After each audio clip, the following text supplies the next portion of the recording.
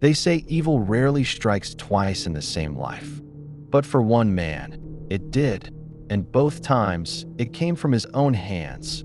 Peter Lundin wasn't born a killer. But by the time he was finished, he had murdered his mother in the United States.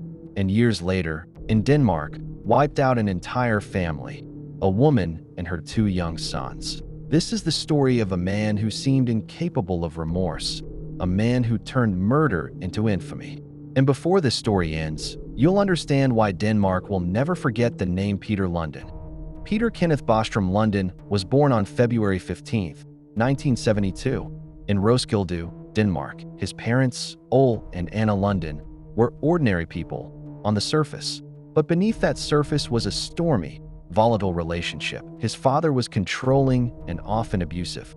His mother, fragile and emotionally dependent. The family later moved to the United States, hoping for a new start, but the dysfunction only deepened. Peter, as a child, was restless, impulsive, and quick-tempered.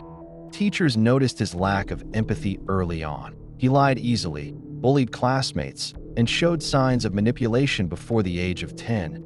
At home, his father's strict hand turned Peter into a rebel. He started stealing, breaking into houses, and even hurting animals. Early warnings that no one seemed to take seriously. By his late teens, Peter's relationship with his parents was a war zone. He drifted through odd jobs, lived recklessly, and grew more violent. His mother, Anna, remained his only emotional anchor, the one person who still saw good in him. But that bond would eventually lead to tragedy. In 1991, Peter was living in North Carolina with his parents. At 19, he had already become a volatile man, easily angered, always confrontational. One day, a family argument escalated beyond control. During that fight, Peter snapped. In a fit of rage, he strangled his own mother, Anna Lundin, to death. When it was over, he panicked, but instead of turning himself in, he tried to cover up the crime. With his father's help, they buried Anna's body near their home. For days, they pretended nothing happened, but guilt, or perhaps arrogance, soon caught up. Authorities discovered the truth, and both men were arrested. Peter confessed, without a trace of sorrow. In court, he spoke of his mother as if she were a burden, not a victim. He was sentenced to 15 years in a U.S. prison for manslaughter. But behind bars, Peter didn't change. He was described as manipulative, charming, and cruelly intelligent, a man who enjoyed controlling those around him. If you're fascinated by how killers like Lundin manipulate everyone around them, from their families to entire nations, make sure you're subscribed to Vanished and Unsolved. There's always another story that will chill you to the core. After serving only about 8 years, Peter Lundin was released in 1999. Because he wasn't an American citizen, he was deported back to Denmark. Authorities hoped Denmark would monitor him closely, but there were no legal grounds to detain him. He was a free man, and freedom, for Peter, meant opportunity. He began a new life in Denmark under his real name. He was charming, tall, confident, and women found him magnetic. He moved from woman to woman, leaving behind a trail of manipulation, deceit, and emotional destruction.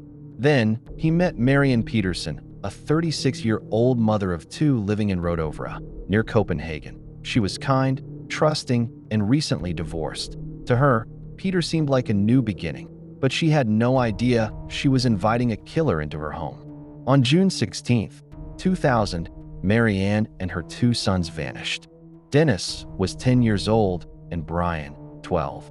At first, it looked like they had gone on a short trip, but soon, neighbors grew suspicious. Mail piled up, no one answered the door, and the smell, something foul, began to seep through the walls.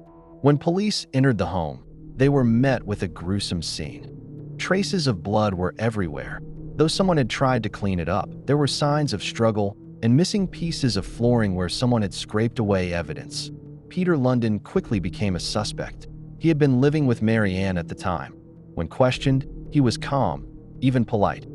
He said Marianne had left with her sons, that he had no idea where they were. But detectives weren't convinced. They found inconsistencies in his story. They found traces of blood in the house that matched the missing family. And soon, they found more, much more. Under pressure, Peter cracked. In a chilling confession, he admitted to killing Marianne and her 2 sons. According to him, an argument had spiraled out of control. Just like years before with his mother, he strangled Marianne first. Then, to silence the witnesses, her children, he murdered them too. But what truly horrified investigators was what came next. Peter admitted to dismembering the bodies. He described cutting them into pieces, disposing of parts in different locations, and trying to erase every trace of their existence. To this day, the bodies have never been fully recovered. When asked why he did it, Peter smirked. He claimed he lost control, then blamed Marianne for provoking him. It was the same chilling detachment he'd shown years earlier. If you're still watching, you probably have the same question many Danes asked. How can someone kill twice and feel nothing? Subscribe to Vanished and Unsolved. We exposed the darkest minds and the crimes they tried to bury forever. Peter Lundin's trial began in 2001. The nation was transfixed. It wasn't just the brutality of the murders, it was his attitude. In court, he seemed to enjoy the spotlight. He smiled for cameras. He flirted with female reporters. He gave interviews, often speaking in third person, as if he were observing himself. Psychologists described him as a textbook psychopath, intelligent, manipulative, and devoid of empathy. He expressed no remorse for the victims. Instead, he complained about the media attention and how he was being misunderstood. When he spoke about Marianne and her children, it was as if they were objects. The court heard how he strangled them, dismembered them, and spent days cleaning up the crime scene, sleeping beside their remains before disposing of them. In 2001, Peter Lundin was sentenced to life imprisonment, the harshest penalty under Danish law.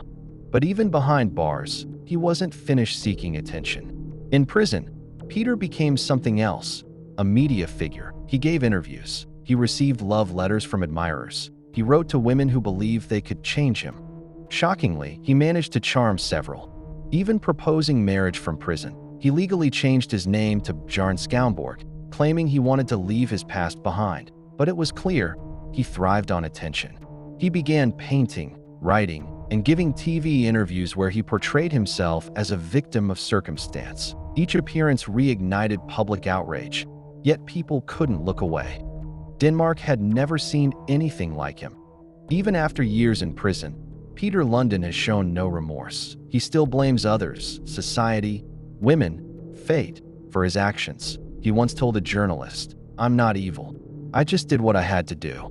Psychologists believe Lundin is one of the most dangerous types of offenders, that a narcissistic, psychopathic killer who feeds on control and infamy. His crimes changed Denmark's legal and psychological approach to violent offenders. Today, Peter Lundin remains in prison, isolated, but not forgotten. Because Denmark still remembers, not just what he did, but how easily he could do it again. The case left deep scars. It forced Denmark to reconsider how it handles released violent offenders. And it reminded everyone that monsters don't always hide in the dark. Sometimes they smile, charm, and live right next door. For the families of Marianne, Dennis, and Brian, the pain never faded. They were ordinary people who trusted the wrong man. And for Anna Lundin, Peter's mother, the first victim, she became the ghost that haunted every crime he ever committed. Peter Lundin remains a name that sends chills down the Danish spine, a reminder of how evil can exist not in the shadows, but in plain sight. If stories like this one stay with you long after the screen goes dark, make sure you're subscribed to Vanished and Unsolved. Every week, we uncover another chilling mystery and shed light on the darkness most people are too afraid to face. Because some monsters don't vanish, they live among us.